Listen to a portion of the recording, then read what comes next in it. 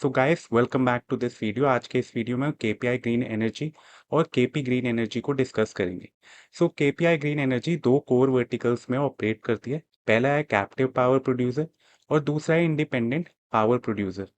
Now IPP segment independent power producer वाले segment में company खुद सोलर और विंड एसेट्स बनाती है, उससे पावर जनरेट करती है और फिर स्ट्रॉन्ग डिस्कॉम्स को long term power purchase agreement के थ्रू ये सप्लाई करती है ना। ये मॉडल कैपिटल इंटेंसिव है, लेकिन इसमें स्टेबिलिटी काफ़ी है कैश फ्लोज की, क्योंकि 15 से 25 साल तक आपको कैश फ्लोज बनते रहते हैं।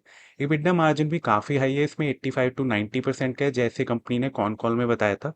So strong profitability, revenue visibility इस सेगमेंट से आती है एंड धीरे धीरे कंपनी इस सेगमेंट को ग्रो भी कर रही है। रेवेन्यू मिक्स में भी कंपनी का जोर ये है कि इस प्रोडक्ट को, यानी मतलब प्रोडक्ट तो नहीं कहेंगे, इस सेगमेंट पे ज़्यादा जोर दिया जाए, क्योंकि अगर इस सेगमेंट में आप ज़्यादा जोर दोगे, मतलब ये ज़्यादा प्रोपोर्शन आपके रेवेन्यू का होगा, तो आपको ऑपरेटिंग लेवरेज भी मिल पाएगा और कंपनी आगे की ग्रोथ भी काफ़ी तेज़ ला सकेगी ना। वहीं पे सीपीपी सेगमेंट आता है, जहाँ पे कंपनी ईपीसी वाला काम करती है, यानी कमर्शियल और इंडस्ट्रियल क्लाइंट्स के लिए टर्न की रिन्यूएबल प्रोजेक्ट्स बना के देती है, जिसे वो अपने कैप्टिव यूज केस के लिए यूज करते हैं ना। इस मॉडल में मार्जिन कम होता है, राइट, 20 से 22% का। एंड देयरफॉर नीड इसीलिए भी है कि आप आईपीपी पे ज़्यादा जोर दो, ताकि कंसोलिडेटेड लेवल पे आपका मार्जिन ऊपर की ओर इंच करे, राइट। तो जैसे जैसे आपके मार्जिन तेज़ी से बढ़ेंगे, या आप मार्जिन्स की अलाइनमेंट इस तरीके से होती है कि आपका मैक्सिमम जो बिजनेस है वो आईपीपी से आता है, तो ऑपरेटिंग लेवरेज आपको मिलेगा आगे के क्वार्टर्स में एंड उससे कंपनी की ग्रोथ काफ़ी आएगी। नाउ सीपीपी सेगमेंट में क्या है, 20 से 22% का मार्जिन होता है, लेकिन काम जल्दी एग्जीक्यूट हो जाता है और वर्किंग कैपिटल साइकिल भी टाइट होती है। सो फाइनेंशियल ईयर 25 में केपीआई ग्रीन का 87% रेवेन्यू आया था सीपीपी से, राइट। लेकिन मैनेजमेंट क्लियरली कह रही है कि आईपीपी का शेयर बढ़ाकर 25% तक ये ले जाना चाहते हैं। सो उससे क्या होगा, जो आपका सीपीपी वाला सेगमेंट है वो 87 से 75% हो जाएगा, राइट। सो क्या करना चाह रही है कंपनी, कंपनी अपने दूसरे सेगमेंट पे ज़्यादा जोर देना चाह रही है, ताकि आगे की ग्रोथ और मार्जिन्स काफ़ी अच्छे आ सके, right. So again share holder के लिए बहुत बड़ा प्लस पॉइंट होगा अगर कंपनी ये एग्जीक्यूट कर पाती है। ब्लेंडेड लेवल पे मार्जिन्स या कंसोलिडेटेड लेवल पे मार्जिन्स काफ़ी अच्छे हो जाएंगे। सो मैनेजमेंट ने कॉन कॉल में काफ़ी इंसाइट्स दिए हैं। सबसे इंपॉर्टेंट ये है कि आईपीपी सेगमेंट का मेजर ग्रोथ आगे आने वाले 2-3 साल में दिखेगा, क्योंकि इनकी जो 1.5 गीगावाट की जो आईपीपी पाइपलाइन है वो ऑलरेडी लाइंड अप है, राइट, जिसका फाइनेंशियल ईयर 28 में इम्पैक्ट देखने को मिलेगा। नाउ इस पाइपलाइन में 250 मेगावाट सोलर, 370 मेगावाट हाइब्रिड और बाकी का मिक्स भी इंक्लूडेड है। नाउ सीपीपी साइड पर भी कंपनी के पास 1.76 गीगावाट का ऑर्डर बुक है, जिसका रेवेन्यू पोटेंशियली 3000 करोड़ से ऊपर का है, राइट। सो इसका मेजॉरिटी पोर्शन फाइनेंशियल ईयर 26 में एग्जीक्यूट होगा।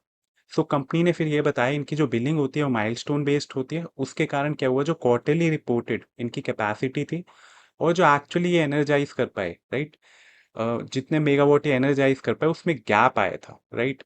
सो आईपीपी से फाइनेंशियल ईयर 25 में 16.9% ज़्यादा यूनिट्स जनरेट हुई और नए प्लांट्स Q4 में एनर्जाइज हुए थे। तो जिसका फुल ईयर बेनिफिट अगर आप देखोगे फाइनेंशियल ईयर 26 में दिखेगा ना। ये बात क्लियर दिखाते हैं कि फाइनेंशियल ईयर 26 काफ़ी ही बढ़िया साल हो सकता है अगर ये आईपीपी पे मतलब वो साल ही इनका आईपीपी के लिए होगा, अगर उसको अच्छे से एग्जीक्यूट कर पाते हैं और उसमें मार्जिन्स काफ़ी हाई है, तो मतलब गेम चेंजर हो सकता है टोटली। अगेन सब कुछ एग्जीक्यूशन पे डिपेंड करेगा। सो फाइनेंशियल परफॉर्मेंस को डिस्कस कर लेते हैं। तो फाइनेंशियल ईयर 25 में काफ़ी आउटस्टैंडिंग रिजल्ट्स इन्होंने दिखाए। इनका नेट रेवेन्यू देखोगे तो 1755 करोड़ का दिखा है, राइट। 70% की इन्होंने ग्रोथ दिखाई है वाई एंड वाई बेसिस में। EBITDA देखोगे तो 580 करोड़ का दिखा है, 69% से ग्रो करा है वाई एंड वाई बेसिस पे। और पैट देखोगे तो 325 करोड़ का दिखा है, सो अराउंड 100% का जंप है इसमें। कैश फ्लोज देखोगे वो भी काफ़ी हेल्दी थे। कैश फ्लो फ्रॉम ऑपरेशंस इनका 208 करोड़ का इन्होंने रिपोर्ट करा है और कैश इक्विवेलेंट्स भी कंपनी के पास 600 करोड़ के आसपास के, राइट। सो Q4 भी काफ़ी स्ट्रॉन्ग रहा इनका। रेवेन्यू 577 करोड़ का रहा, पैट 104 करोड़ का करा और मार्जिन्स भी काफ़ी ही स्टेलर रहे। सो कंपनी ने 1000 करोड़ का QIP रेस किया, जो IPP पाइपलाइन को फंड करेगा, राइट। सो सारा IPP का जो इन्होंने काम करना है उसको फंड करने के लिए ये QIP करा गया था ना। इस QIP की वजह से थोड़ा बहुत ROC ROE डाइल्यूट हुआ, लेकिन आगे जो परफॉर्मेंस आएगी वो देखने वाली होगी, ये मैनेजमेंट का कहना है ना। अब हम डिस्कस करते हैं रिस्क्स और चैलेंजेस को, राइट। एग्जीक्यूशन तभी हो पाएगा जब आप रिस्क को सही से मैनेज करके चलते हो। उस लेवल का ग्रोथ लाना आसान नहीं है, एंड देयरफॉर रिस्क को मैनेज करना काफ़ी ज़रूरी हो जाता है। तो कुछ रिस्क भी मैनेजमेंट ने हाईलाइट करे थे, जैसे IPP का बिजनेस हमने डिस्कस करा, कैपिटल इंटेंसिव होता है, राइट। तो ये एक ऑनगोइंग चैलेंज रहता है, लेकिन मैनेजमेंट ने डेट पोर्शन का जो फंड है वो टाइप कर दिया, तो 75% डेट रहेगा और 25% इनका आएगा इक्विटी से, यानी QIP से और इंटरनल एक्रूअल्स के थ्रू ना। इनका एक CPP का ऑर्डर था, वो कैंसिल हो गया था क्योंकि क्लाइंट की ओर से कुछ डिज़ाइन और फंडिंग का इशू आया था, लेकिन मैनेजमेंट ने कहा ये वंस इन अ टाइम कभी ऐसा हो जाता है, पर ओवरऑल कोई ज़्यादा इम्पैक्ट नहीं आएगा इनका इनके रेवेन्यू पर ना। फिर एक इशू जो बड़ा एनालिस्ट ने हाईलाइट करा था कॉन कॉल में, वो ये था कि इंडिया में जो 30 गीगावाट की रिन्यूएबल एनर्जी की कैपेसिटी है वो पावर परचेज एग्रीमेंट के बिना है, राइट। सो KPI ग्रीन के मैनेजमेंट ने ये कहा कि सिर्फ जो कैश रिच वाले जो इनके डिस्कॉम्स होते हैं, जैसे GUVNL हो गया, उनके साथ ही PPA साइन करा है इन्होंने, ताकि रिसीवेबल और जो काउंटर पार्टी रिस्क है वो ना हो, उसे मिटिगेट किया जा सके ना। रिसीवेबल डेज भी अगर आप देखोगे एब्सोल्यूट टर्म्स में इनके बड़े हैं, क्योंकि बिजनेस इनका बड़ा है, राइट। काफ़ी स्टेलर ग्रोथ दिखाई है, जब आप 70% से ग्रो कर रहे हो Y-on-Y बेसिस में, तो आपके रिसीवेबल्स भी डेफिनेटली बढ़ेंगे। लेकिन अगर रिसीवेबल डेज भी देखोगे, उससे कम करा है कंपनी ने, 150 डेज से इसको 120 डेज पर ये ले आए हैं, जो कि एक पॉजिटिव है अगर देखें तो। नाउ अब हम डिस्कस करते हैं कंपनी के कैपेसिटी एक्सपेंशन प्लान्स के बारे में। तो फाइनेंशियल ईयर 25 में KPI ग्रीन ने 950 मेगावाट की कैपेसिटी अचीव की, राइट। अभी के पास अगर हम देखें 2.6 गीगावाट की इनके पास ऑर्डर बुक है, जिसमें IPP और CPP दोनों सेगमेंट के ऑर्डर्स हैं। IPP के लिए 1.5 गीगावाट पाइपलाइन प्रिपेयर्ड है, 50 मेगावाट हाइब्रिड कंप्लीट हो चुका, और बाकी 250 मेगावाट सोलर और 370 megawatt hybrid projects financial year 26-27 में एनर्जाइज होंगे। सो इसका मतलब है कि आपका जो फाइनेंशियल ईयर 26 है, उसमें IPP साइड का जो रेवेन्यू है वो शार्पली पिकअप करेगा। सो फाइनेंशियल ईयर 26 से ही अगर ये इस सेगमेंट से काफ़ी अच्छा रेवेन्यू आ पाता है, और रेवेन्यू मिक्स में अगर आपका इसका प्रपोर्शन ज़्यादा रहेगा, EBITDA मार्जिन कंपनी ने बताया 85-90% तक भी होता है इसमें, तो इससे कंसोलिडेटेड लेवल पे आप सोचो कितना अच्छा इनके मार्जिन्स आ सकते हैं, राइट। गेम चेंजर हो सकता है टोटली, अगेन एक्सिक्यूशन पे ही डिपेंड करेगा। सो पैट मार्जिन्स अच्छे आ पाएंगे और ओवरऑल स्टेबिलिटी बढ़ेगी इनकी। Company battery energy storage systems, offshore जो इनके विंड और इंटरनेशनल प्रोजेक्ट्स हैं, उनको भी ढूंढने में लगी हुई है। सऊदी अरेबिया में भी ये प्रोजेक्ट वर्क देख रहे हैं। राजस्थान जैसे स्टेट्स ने बेस को मैंडेटरी किया है, तो KPI ग्रीन ने भी पहले कैप्टिव प्रोटोटाइप से स्टार्ट किया। सो उसका एक प्लान बनाया था इन्होंने, उसके बाद टेंडर्स में भी पार्टिसिपेट ये करेंगे। सो ये मैनेजमेंट ने बताया, राइट। सो पूरा मैनेजमेंट अगर आप देखोगे वॉक द टॉक रहा है अब तक, जैसे इन्होंने बोला वैसे ही एग्जीक्यूट करा, और ऐसी ही फिर कंपनीज चाहिए होती है एक इन्वेस्टर को, कि जैसे मैनेजमेंट बोले उस तरीके से एग्जीक्यूट कर पाए, राइट। सो टॉप नोच एग्जीक्यूशन इनका रहा है, which is a good thing. So long term vision इनका देखोगे वो 10 गीगावाट का इन्होंने टारगेट करा है फाइनेंशियल ईयर 30 में। सो फारूक भाई जो इनके मैनेजमेंट के जो हेड है इनके, राइट, उन्होंने ग्रुप लेवल पर 10 गीगावाट का टारगेट दिया है फाइनेंशियल ईयर 30 के लिए, जिसमें KPI ग्रीन का अगर आप कॉन्ट्रीब्यूशन देखोगे 60 से 70% हो सकता है। ना मैनेजमेंट का क्लियर विजन है कि फाइनेंशियल ईयर 30 तक ये बिजनेस को 60 से 70% की पेस ऑफ ग्रोथ से ही ग्रो करना चाहते हैं, राइट। इस पेस से ये ग्रो करना चाहते हैं, इन्होंने ठान रखा है।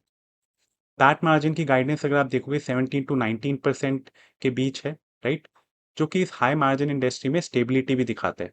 नाउ अब हम इनके ग्रुप के ही दूसरी कंपनी को डिस्कस करते हैं, जो कि है KP ग्रीन इंजीनियरिंग लिमिटेड। सो KP green engineering limited basically अगर आप देखोगे KP ग्रुप का ही एक इंजीनियरिंग बैकबोन है, राइट। जो रिन्यूएबल हो गया, आपका इंफ्रा का सेगमेंट हो गया, उसके लिए हैवी स्ट्रक्चर्स और कस्टमाइज सॉल्यूशंस बनाता है। सो प्रोडक्ट मिक्स में अगर आप देखोगे, या प्रोडक्ट लाइन में अगर देखोगे, तो एक सोलर माउंटिंग स्ट्रक्चर हो गया, विंडमिल टावर्स हो गए, ट्रांसमिशन टावर्स हो गए, और आपके क्रैश बैरियर्स हो गए, केबल ट्रेस हो गया, पीईबीस हो गया और रेलवे और हाईवे के इंजीनियरिंग प्रोडक्ट्स हो गए, उस सब में इनकी प्रोडक्ट लाइन है, राइट। ना कंपनी का स्ट्रेंथ इसमें है कि वो कस्टमाइज सॉल्यूशंस बनाते हैं, तो उससे क्या होता है, हाई मार्जिन्स कमांड कर पाते हैं, क्योंकि आप स्पेसिफिक जो नीड होती है कस्टमर की वो केटर कर पाते हो, सो उससे आप हाई मार्जिन्स अचीव कर पाते हो। सो जो इंडस्ट्री स्टैंडर्ड मार्जिन्स होते हैं उसके ऊपर भी इनको प्रीमियम मिलता है। सो कंपनी ने कहा कोई हम स्टैंडर्ड मतलब वॉल्यूम ग्रोथ बेस्ड प्लेयर नहीं है, हम कॉम्प्लेक्स और इंजीनियर्ड प्रोडक्ट्स बनाते हैं, राइट। इस वजह से हमें मार्जिन्स भी उस लेवल के मिल पाते हैं, और हमारा रियलाइजेशन जो है पर टन वो काफ़ी हाई होता है compare to other players.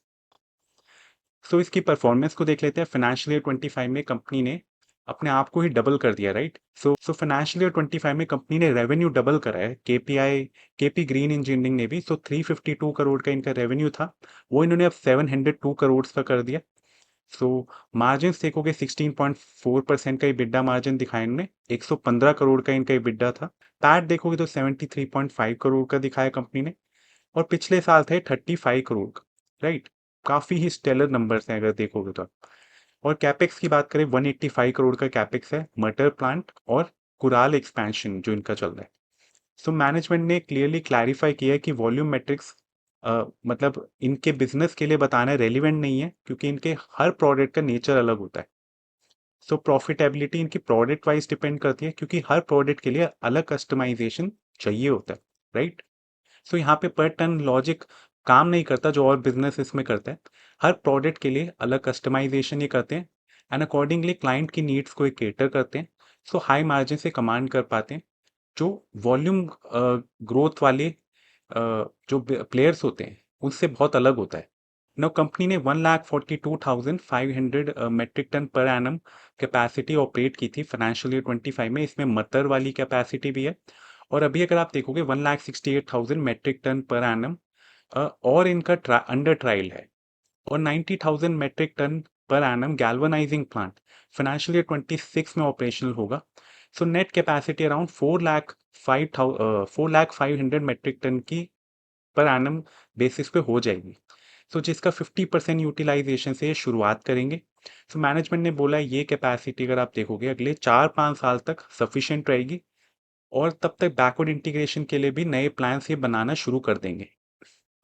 No company ने बताया कि डिफेंस सेक्टर से भी कुछ अपॉर्चुनिटीज इनके लिए निकल के आ सकती है। कंपनी ने आरडीएसओ, डीआरडीओ, पावर ग्रिड जैसे स्टेक होल्डर्स के लिए भी वेंडर अप्रूवल्स के लिए अप्लाई किया है, राइट।